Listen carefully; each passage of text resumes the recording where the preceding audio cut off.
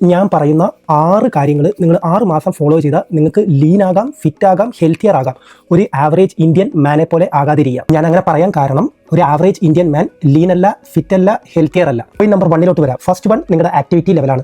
ഒരു average Indian മാൻ ഒരു ദിവസം നടക്കുന്നത് മാക്സിമം 2000 സ്റ്റെപ്പ് മുതൽ 4000 സ്റ്റെപ്പ് വരെ നടക്കുന്നുള്ളൂ. നിങ്ങളത് മാറ്റി ഒരു മിനിമം 6000 സ്റ്റെപ്സ് എങ്കിലും നടക്കാൻ നോക്കുക.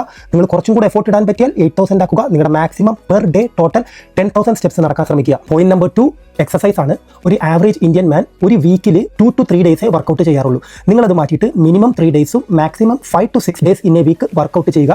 അതുകൂടാതെ ഒരുപോലെ സ്ട്രെങ്ത് ട്രെയിനിങ്ങും കാർഡിയോയും ചെയ്യുക. പോയിന്റ് നമ്പർ 3 ഒരു ആവറേജ് ഇന്ത്യൻ ഒരുപാട് ഭക്ഷണം ഒരു ദിവസം കഴിക്കും. അത് നിങ്ങൾ എന്തായാലും ഫിക്സ് ചെയ്യണം. നിങ്ങൾ ഒരു ദിവസം 3 to 4 മീൽസേ കഴിക്കാൻ പാടുള്ളൂ. ഇൻ ബിറ്റ്വീൻ നിങ്ങൾക്ക് വിശന്നാൽ ഏതെങ്കിലും ഒരു ഫ്രൂട്ട് കഴിക്കുക. പോയിന്റ് നമ്പർ 4 നിങ്ങളുടെ ഫുഡിൻ്റെ ക്വാളിറ്റിയാണ്.